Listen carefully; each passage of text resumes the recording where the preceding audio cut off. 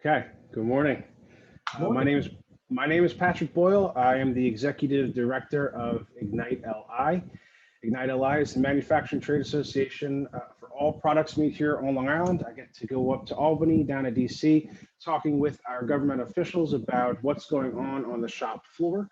And in doing this, I'm bringing in our service providers, partners in industry to talk about how we can better serve our community of manufacturers, really address the challenges in business. This morning, I have Michael.frenda with me from Dale Carnegie.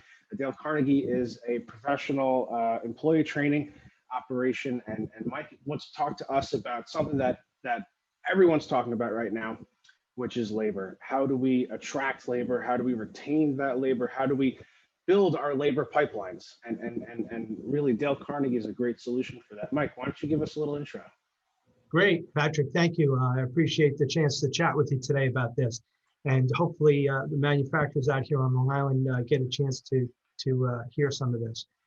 Dale Carnegie, for those who don't know, we've been working in the professional development and training space for actually it's over 108 years now. So we've constantly had to reinvent ourselves to be able to stay current. But what we do is we inspire people to a greater realization of their own unsuspected powers, right? There's a fancy way of saying that we get people to really move outside their comfort zone and develop greater levels of leadership success. You don't have to have a title to be a leader, to act like a leader. And we work in a number of areas: presentations, communications, teamwork, leadership, all those type of things. And it's a way that we can help businesses grow and expand and be more successful, and individuals as well. Growing and expanding is happening right now across manufacturing here online. I don't know if you're aware of this, but some vertical markets that I like to talk a lot about. Offshore wind right now. We have the world's largest offshore wind projects are happening off of the South Shore of Long Island. Wow. We have recreational cannabis, which is passed here in New York State. We introduced now a whole new market of jobs that didn't exist yesterday, right? That's great. We have food manufacturing did really well during COVID. Obviously, we all sat at home and ate. And then reshoring. Companies are seeing what's going on in the world with supply chain issues, and they say, I want to bring these operations back home to the States, back home domestically. There are products that I need immediately, and we just can't rely on these international trade to get the things that we need.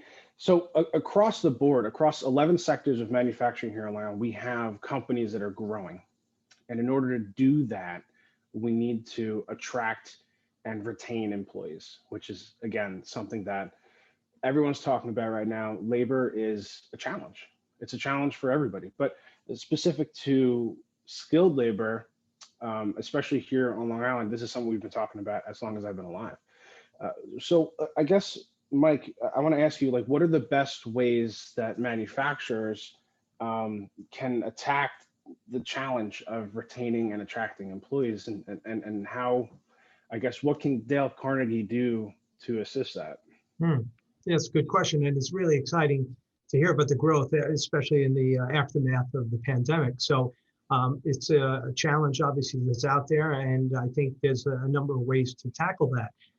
What we like to talk about is, boosting employee engagement. And one of the new phrases that I've come up with is the new math of professional development and training, how to make 1 + 1 = 3. Now, there are cases where these manufacturers need bodies, that just, you can't get around that to a certain degree. But there are ways to be able to increase productivity by spiking the engagement of your employees. And you do that through professional development training. And one of the ways that I see the best way to do that is to have that start at the top, right? So we talk about top-down objectives and bottom-up results. So the objectives, the vision, and so forth comes from the leadership. And by the way, while you're creating that, it doesn't hurt to ask the people down below, their thoughts on that, because that can be useful. We have blind spots as leaders. We often have blind spots, so it's good to get input. But once that vision and those ultimate objectives are formulated, how do you cascade that down into the organization, and how do you make that work so that 1 + 1 = 3? the bottom line is people love to be a part of a world that they help to create, and they want to be successful. It's one of our human needs that we want to be able to contribute and be able to, make a difference. If you're not inspired by leadership, you might just tend to check the box, punch in, punch out, do your work, go home. But if you're engaged, and our programs help people to get engaged, the idea is that they become more significant contributors, right? They become business builders. So once you do that, and I can give an example, when I was in the printing business, I did this, and it was amazing how my employees advocated for and embraced things that I was trying to get them to do all along. But once it became part of the incentive, they became highly engaged and boosted productivity to like 35% above where it was, because they felt they were a part of it now. They were contributing and they were profiting from it. We developed a bonus system that coordinated with increased productivity. So we first set a baseline. We did some research, took time, and then implemented some of these new things. And they made more money. They worked less hours. There was less overtime. The quality went up. All these different benefits that came from it. Clients were happier, so on and so forth. This all starts with boosting employee engagement. And the ways that we do that is through some of the Dale Carnegie programs that we're known for, as high level communication skills, right? The ability to become a leader. Again, you don't have to have a title to be a leader. You can act as a leader in your organization, but that's essentially what happens. When you spike employee engagement, you get all these benefits. And again, 1 + 1 = 3. Obviously, there are times where you need extra people, and that's a different topic. But how do you make the most out of the people that you have is key.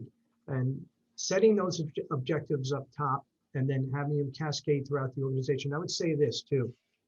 I've seen a lot of programs where people invested in training, and it was great that they invested. It's better than non-investing, but you get a very tiny fraction of the benefit if you don't do the following thing, and that is to tie your key objectives and the results that you're looking to get to the training, right?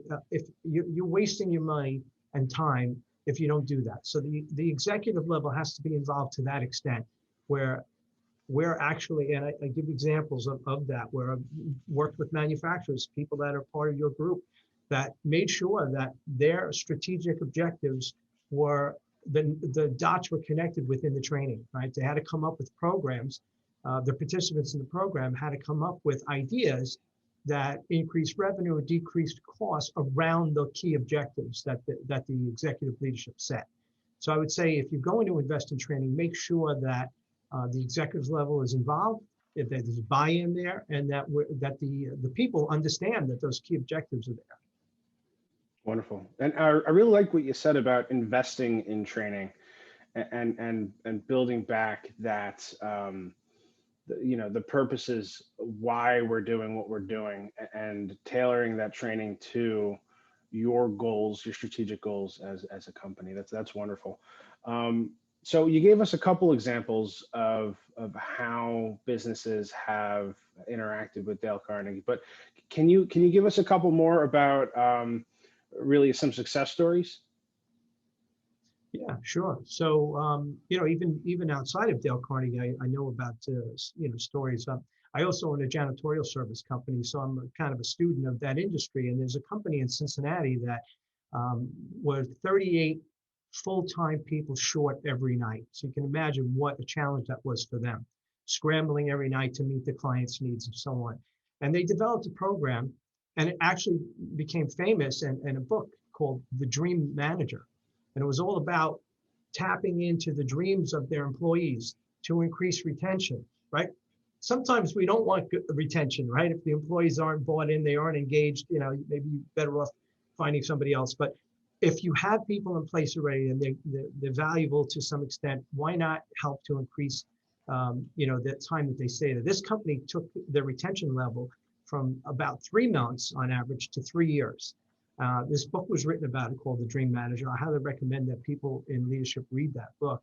It was all about how they turned things around by, again, boosting employee engagement. So while the people were there, they were great contributors. And that's what it's all about. Getting the people want to be successful. They want to contribute, by and large. That's a human need.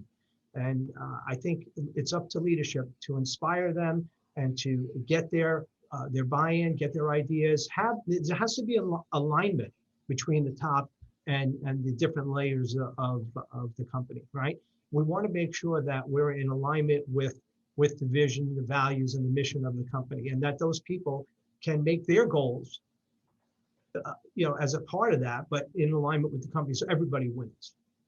I like what you said about tapping into the dreams of your employees. I had during a summer internship during college, I worked for Estee Lauder down in Bristol, Pennsylvania. Wow. I had this employee who was just a thorn in everybody's side, and I couldn't figure out how to inspire this fella to being part of the team. So I found out that he was a big fisherman. That's all he wanted to talk about. On the weekends, he'd go out to the shore, he'd go fishing. So I bought a fishing pole. I went fishing. I didn't catch anything, but then I got to talk. I could relate to this guy, and we talked a little bit about him. What's that? You caught him. I caught.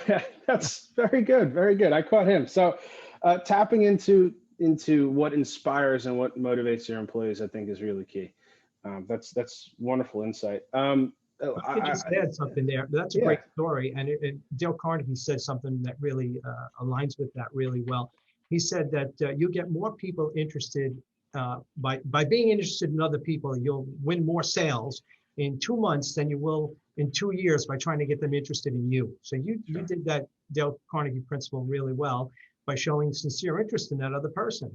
Wonderful. Yeah, I you know what, I think I read that somewhere, so that makes sense. Right. Well, I think we'll wrap up this conversation. This was obviously wonderful, and I think this is something we're going to do more often. But for anyone listening in that wants to get in touch with you, Mike, how can we do that? Well, you can reach out to me via email at michael.frenda@dalecarnegie.com, or you can reach me via phone at 631-875-0595. One other quick story. I know we're up against the clock here, but Jay King's was a very good client of Dale Carnegie for many years. John King sold Cisco now, but he was a great leader, and he always made it very clear. His vision statement really was a good example of the things I was talking about. And, he basically said, nobody can be a leader in our company unless they go to Dale Carnegie. So I know that, that's a practical application of the success of what we do.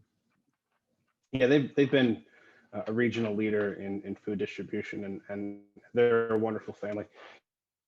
And they really encompass what we're trying to do here, building strong local communities to keep businesses here on Long Island, to keep families together. In that spirit, Michael, I just want to thank you, as always, for being a great sponsor and a really great partner of Ignite LI. Again, my name is Patrick Boyle, Executive Director, Ignite LI. Thank you for joining us today, and stay tuned. We'll be posting more of these videos. Thank you. Thank you, Patrick.